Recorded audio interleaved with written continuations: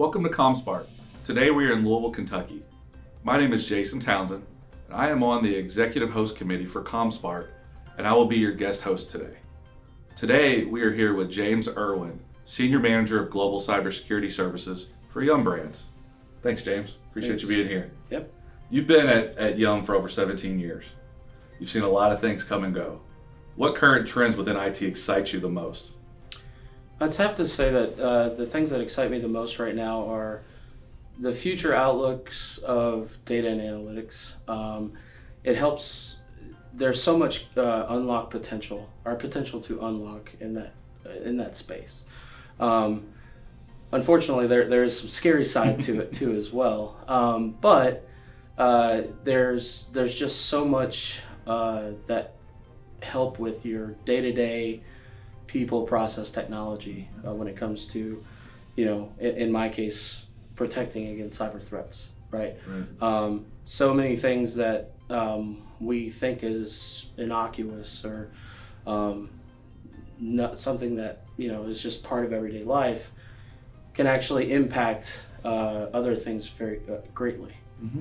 So that's probably the biggest thing is data and analytics and unlocking the potential of problems that we've not been able to solve or that take a lot of effort today to solve, and looking at those analytics to solve things faster, better, stronger, that type of thing. Yeah. Are there any specific examples you could use around how Yum is using their customer business analytics? Sure. So obviously I can't get into too many specifics around the secret sauce. So one of the big things that we're looking at right now is how do we engage our customers more effectively, right?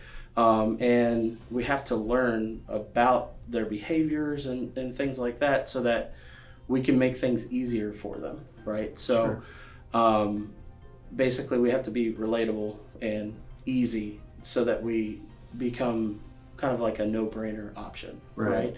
So a lot of times what we do is we target families, right? So families, you go about your day-to-day lives and life gets crazy, right? And you may have 2 or 3 kids yelling at you in the car on the way home. I want this, I want that, right? So sometimes our biggest focus is really to offer them some sort of relief, right? Like an easy option, right? So making sure that they have something to go to that the kids in general will like, right? And it de-stresses their life a little bit because they don't have to necessarily prepare everything, right? So looking into some of those analytics around how our customers react to marketing initiatives and how they're bringing in new products can affect them, right? So yeah, cool, very good. What are you most passionate about within the field today? So as you mentioned before, I've been with the company for a little over 17 years, and I actually started as a high school intern. Wow. My biggest passion is IT in general has sort of changed my life, right? Because of that. I'm sorry. When I was growing up, we weren't necessarily wealthy, right? We weren't well off or anything like that, but my parents were well off enough to get us to a good school, right? So that way we could, prosper outside of past school and all that stuff. And that's where my career sort of started. So I went to Eastern High School, went through their internship program, and that kind of changed the outlook on my life, right?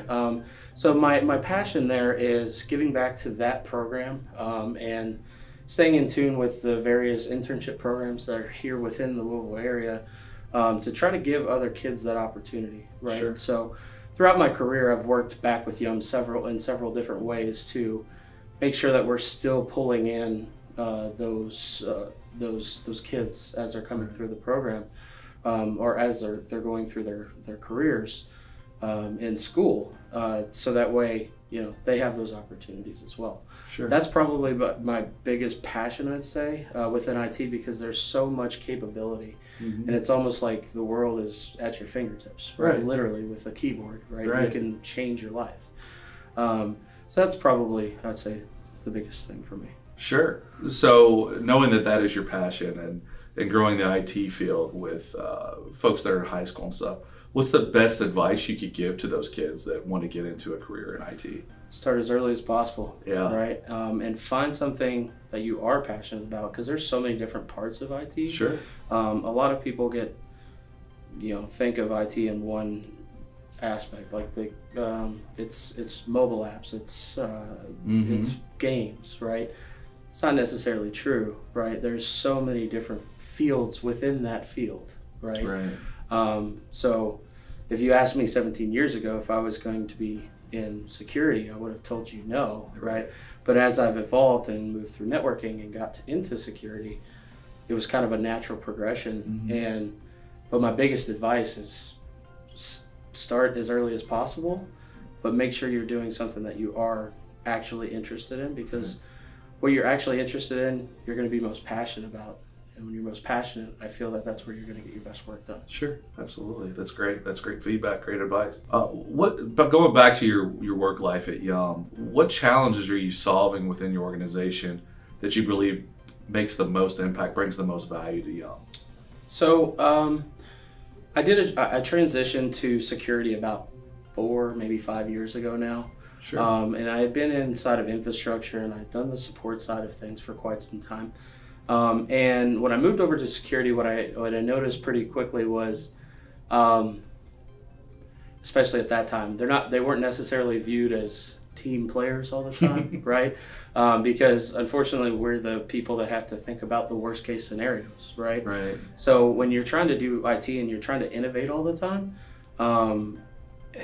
it can feel like a hindrance if somebody's telling you, "Oh, you can't do that," right? Or we have to be careful here, right? And it feels like in that case, the security team's slowing you down, right? Sure. Well, fortunately, I'd been on the other side for quite some time, so I understood that kind of going into it. And I feel that what most recently that I've worked on to try to help with that is making sure that we're in the weeds or in the trenches, as it were, right? Right. As they're building up all these tools and capabilities and pushing things into the cloud, we want to be there as thought partners. We don't want to be there as hindrance to whatever they're trying to do, right? And so far, that has been very impactful to the team, because what ends up happening is they'll notice things and they could sidestep it and be like, "Oh, it never happened," right?